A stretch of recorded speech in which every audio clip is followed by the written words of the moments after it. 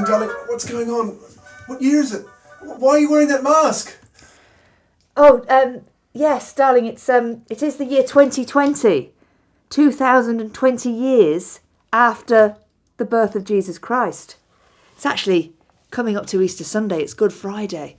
And I'm wearing this mask, as you know, because of the coronavirus. My husband's just asked me what's going on. It seems a bit of a strange time to be alive, doesn't it, in history, when everyone's going around in the streets wearing these facial coverings. So why am I talking about the year? 2020 years after the birth of Jesus Christ. Well, I guess it does matter, because we're looking at a play that is about 500 years old, written 500 years ago in the year 1592. 1,492 years after the birth of Jesus Christ. And why does that matter? Well, I suppose it's because when Shakespeare was a boy your age and he was at school, his boys, because of course only boys attended school in England at that time, or anywhere in Europe. When he was a boy, he had to learn Latin, a dead language even then. Only the priests spoke and still speak Latin. It's a dead language. It hasn't been spoken since the fall of the Roman Empire in 427 years after the birth of Christ. So the Roman Empire was an Italian empire that lasted from about 27 years before Jesus Christ was born till 427 years after he was born. We say AD, Anno Domini, which basically means the year of our Lord. Or, to make it less Christian-centred, you could say CE, Common Era. So it lasted for about 500 years as a pagan, polytheistic empire, meaning they worshipped many gods, those Italian rulers.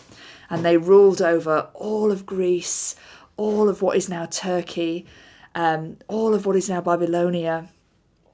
They had this vast empire that stretched through Spain, France, even as far as England. They conquered England.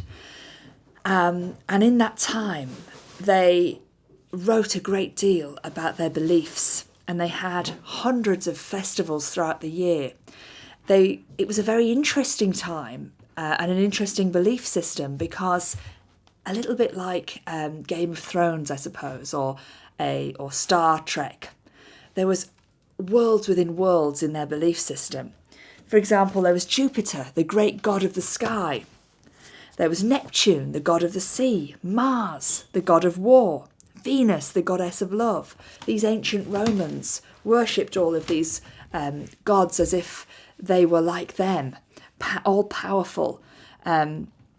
Cupid, the god of love. And Minerva, the goddess of wisdom. You might be wondering, why am I telling you this? Well, Shakespeare knew Latin and he knew ancient Greek. Of course, the Greek Empire was even older than the Roman Empire, and the Romans took over from the Greeks and put their gods on top of the Greek gods. So whereas Jupiter was the Roman god of the sky and god of the world, the king of the gods, that Jupiter replaced the Greek Zeus. And the gods were all interrelated like a large family. They were like a soap opera on Mount Olympus, ruling over everybody. And Shakespeare was very creatively stimulated by this.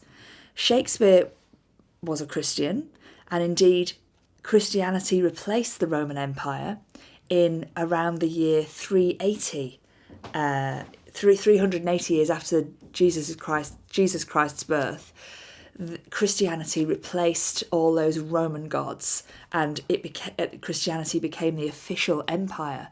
The official religion of the Roman Empire. And so Shakespeare was indeed a Christian, but yet he and all of the scholars had to learn the ancient Latin texts, which were, interestingly to them, all about these ancient gods, long dead, gods from ancient history, that had very strange relationships with one another and with the humankind. And it provided a great deal of creative stimulus for the writers of Shakespeare's day. And you'll notice that in Act 1, Scene 1, that we're still reading, Lucentio listens to Bianca speak, and he says, "Hark, listen to her. She's so wise. She's like the goddess Minerva." And of course, Lucentio being an Italian character, Shakespeare puts one of these Roman gods in his mouth and alludes to him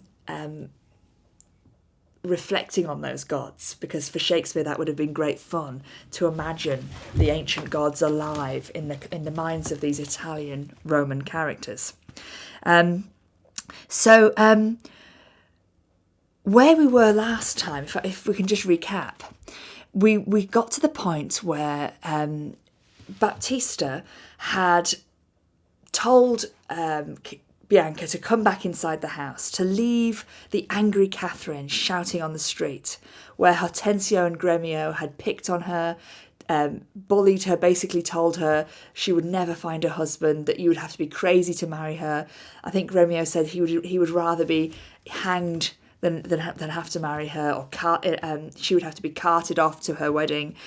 And she is left feeling really lonely and angry by herself, while her father, Baptista, hurries away with the favourite, Bianca. And so there she is. Baptista, I'll remind you, said, "Come on, Bianca, get you in, and let it not displease thee, good Bianca, for I will love thee nevertheless, my girl." And Katharina, we might wonder, well, how would she feel? I guess she could feel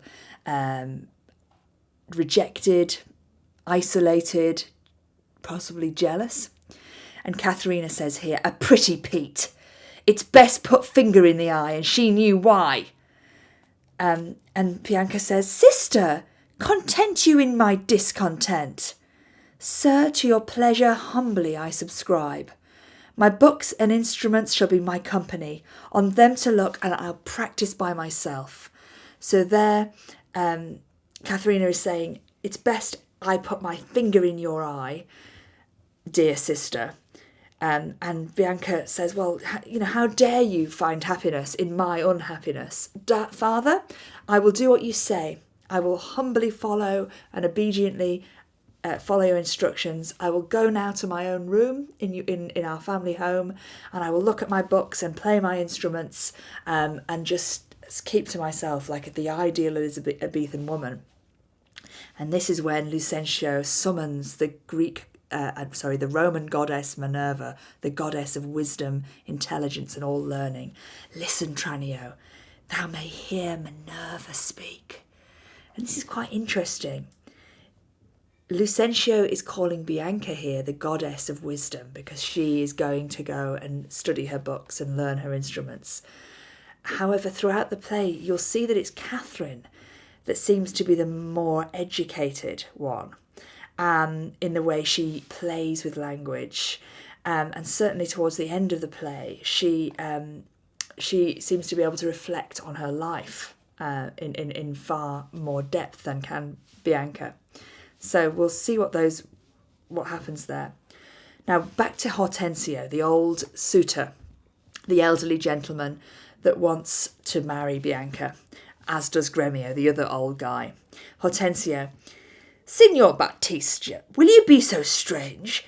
Sorry am I that our goodwill affects Bianca's grief." Gremio, "Why, Baptista, will you mew her up, Signor Baptista, for this fiend of hell, and make her bear penance of her tongue?" Now here you see Hortensio and Gremio are trying to persuade Baptista not to hide Bianca away. And Hortensio is saying there, "I'm so sorry that Bianca suddenly feels she has to run away from us." And Gremio says, "Yes, are you going to cage her up so that this fiend of hell, this Catherine, and make her and punish her, lock her up in her bedroom because her sister can't control her tongue?" And Baptista says, "Gentlemen, content ye. I am resolved. Go in, Bianca. And for I know she taketh the most delight in music, in instruments, and in poetry. Schoolmasters will I keep within my house, fit to instruct her youth. If you, Hortensio, or Signor Gremio, you, know any such, prefer them hither, for to cunning men I'll be very kind and liberal to mine own children in good bringing up. And so farewell. Katharina, you may stay, for I have more to commune with Bianca. Katharina, why? And I trust I might go too, may I not? What, shall I be appointed hours as though belike I knew not what to take and what to leave? Ha! So here Baptista is saying, no, Hortensio and Gremio, I am going to take Bianca back to her house, to our house, because she does love music, instruments and poetry, and I am going to appoint some school teachers, in fact, to school her, to tutor her in these arts. And if Gremio, if you know anybody who could tutor Bianca in the family home, I'd be very pleased. But Catherine, you can stay here in the street, because I've got a lot to say to Bianca where I haven't got much to say to you. And Katharina is then very angry and says, what? You think you can tell me, father, when I should come with you, when I should stay, as if you are the lord and master of how I keep my time. So Katharina rejects her father's authority over her completely and rudely renounces his instructions in the street. Gremio turns to Katharina now. You may go to the devil's. Damn! Your gifts are so good, his none will hold you. There. Love is not so great, Hortensio, but we may blow our nails together and fast it fairly out. Our cake's dough on both sides. Farewell. Yet, for the love I bear my sweet Bianca, if I can by any means light on a fit man to teach her that wherein she delights, I will wish him to her father. So there Gremio is saying, yes, I'll find a tutor. I will help the family by finding a tutor. Hortensio, so will I, Signor Gremio. But a word, I pray. Though the nature of our quarrel yet never brooked parley, know now, upon advice, it toucheth us both, that we may yet again have access to our fair mistress, and be happy rivals in Bianca's love, to labour and effect one thing specially. What's that, I pray, Hortensio? To marry, sir, and to get a husband for her sister. So here Hortensio is saying, now look, Gremio, you want to get a tutor for the family to help and please the father. But I, Hortensio, am also wanting Bianca's hand, and so I will do everything I can to find a husband for the older sister, for Katharina, so that we can both have a go at getting to be Bianca's husband. A husband for her? A devil, more like. No, Hortensio says, I say a husband. I say a devil. Thinkest thou, Hortensio? Although her father be very rich, any man is so very a fool to be married to hell itself. So there, Gremio is saying, there is no man alive would marry Catherine. You could maybe find a devil from hell to marry her, because she herself is hell. She's not a devil. She isn't Satan. She is actually hell. Wherever she is, there is hell. And so what man on earth is going to want to marry hell itself? Hortensio says, shush, Gremio.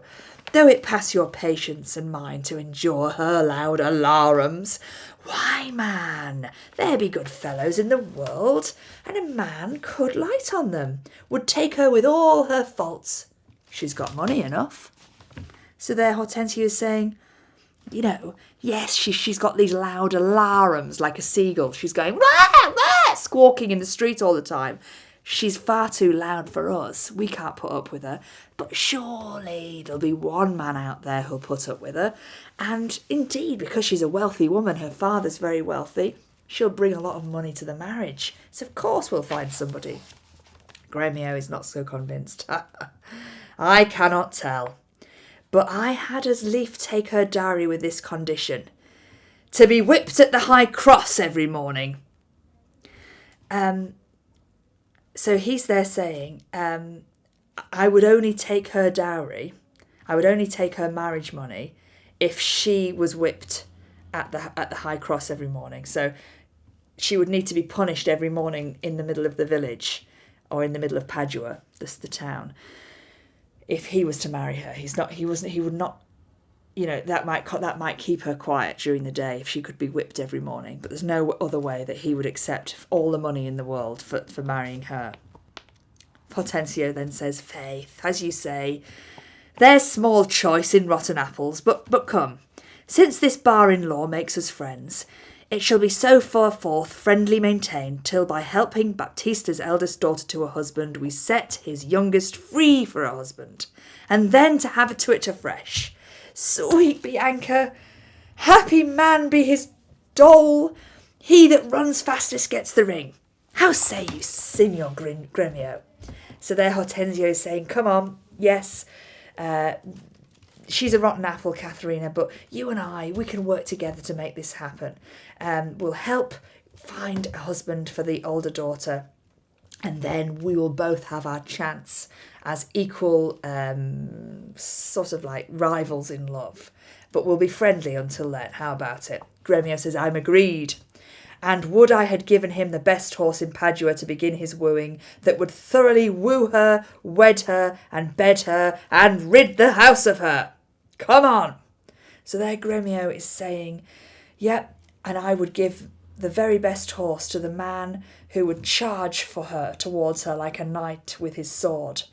And whoever this man is, would have to woo her, meaning court her, wed her, marry her, bed her, well, we need to explain what that is, and then rid the father's house of her.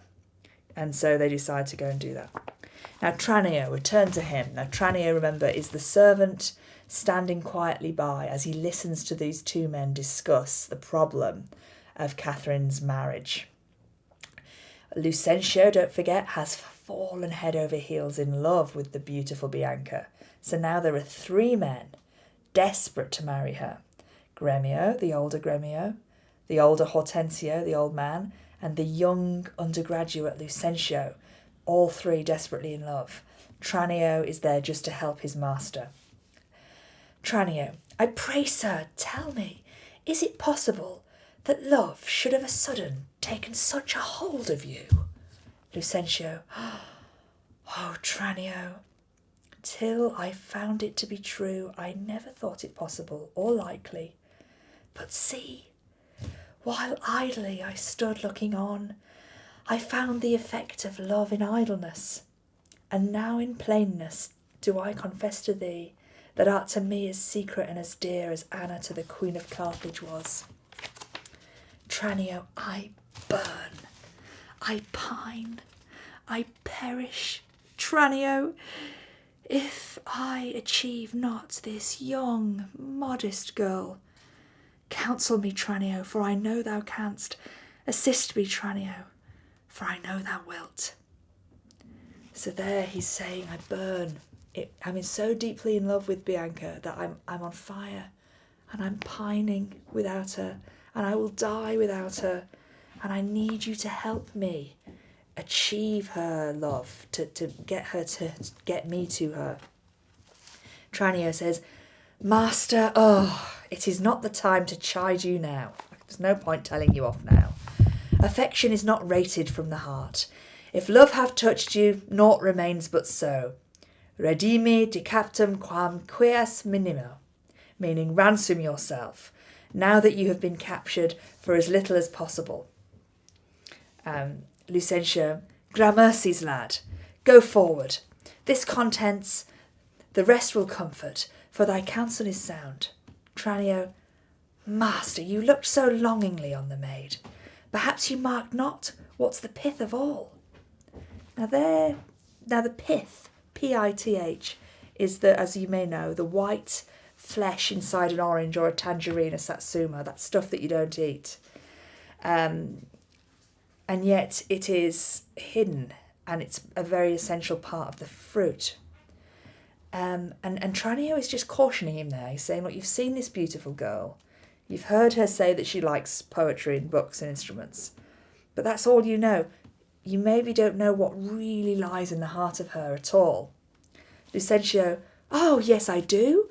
I saw sweet beauty in her face, such as the daughter of Agenor had, that made great Jove to humble him to her hand when with his knees he kissed the cretan stand.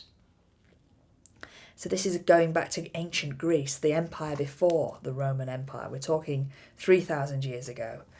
We're talking stories from Greek mythology, which again Shakespeare does allude to and relate to. And you're welcome to go and have a look at that particular story from Greek mythology. Tranio, saw you no more?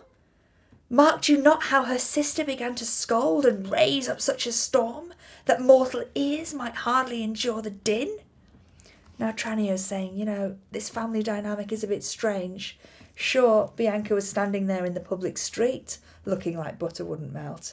But her sister is like a wild animal. She's like a shrew. She's like an angry, raging witch. Do you really think that perhaps Bianca is that perfect? Maybe in this family, all is not what it first appears.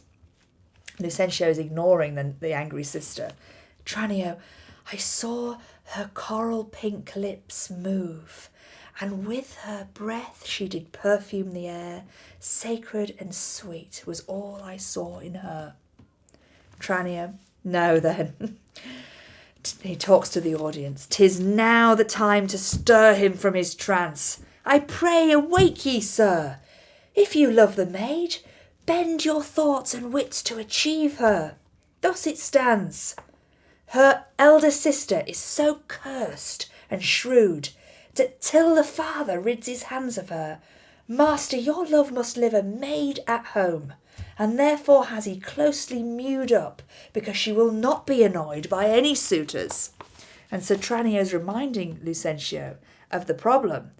You're going to have to really work all your intelligence to get to her, because, the elder sister is considered to be cursed, meaning like cursed by the devil. That was a serious time. At this time when Shakespeare was writing, if a woman was thought to be cursed, certainly in Britain, she could be dragged from her house and burnt on a bonfire and thought, as a witch, cursed by the angels and cast down into into hell with the devil, and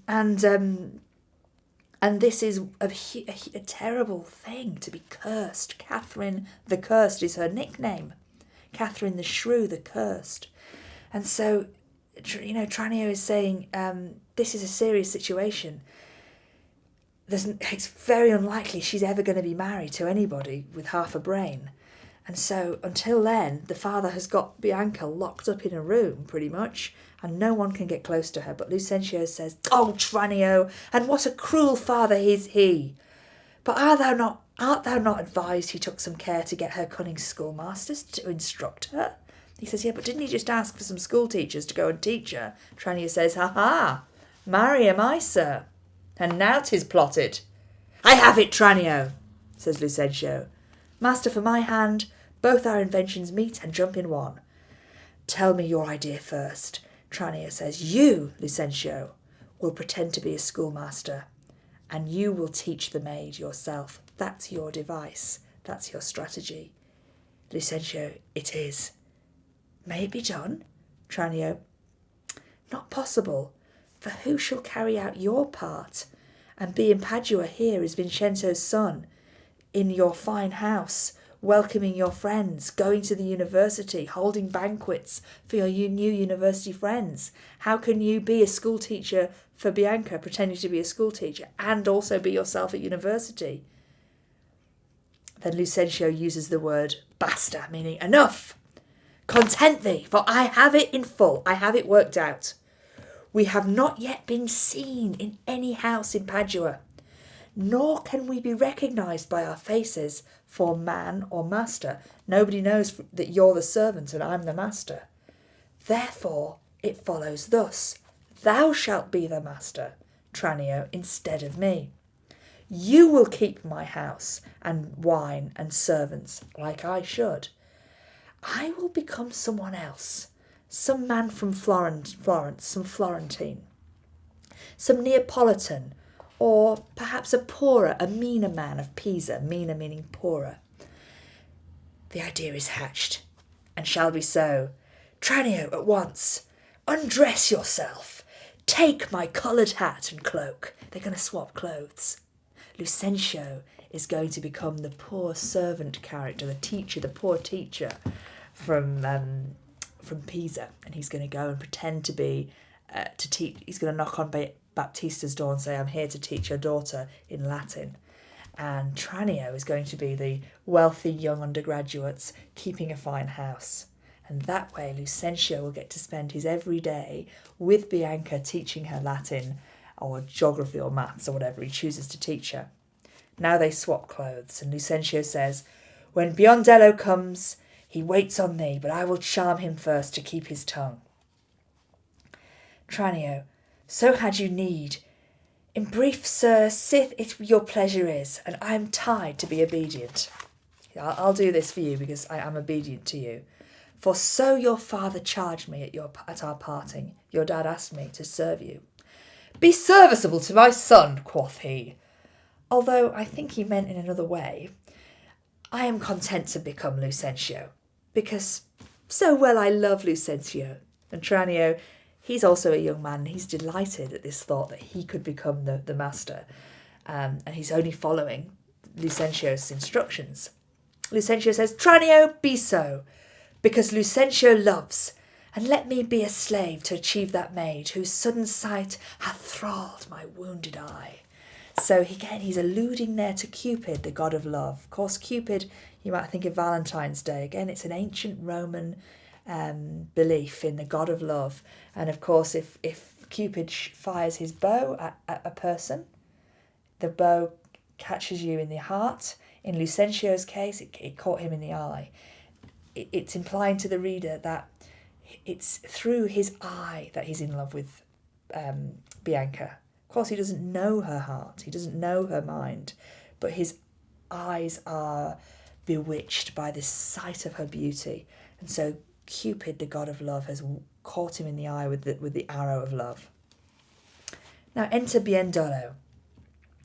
Now who is Biondello? Let's have a little look at the characters. If you ever want to know who's who, flick to the front and you'll see here a list of the characters here. Biondello is a servant, another servant to, if you look at the front where it says characters in the play, you'll see down there that there is a few servants to Lucentio. We have Tranio, servant to Lucentio, and Biondello, Lucentio's boy. So I guess the boy would do things like a bit below what the servant would do, the main servant. He would saddle a horse. He might bring him his water and his coffee. He might polish his shoes for him. A young boy, a servant boy. And so here comes Biondello. He only has a small part. He has something to say. In comes Biondello. And Lucentio, "Here comes the roguish boy. Sirrah, where have you been?" Biondello says, "Where have I been? Nay, how now? Where are you?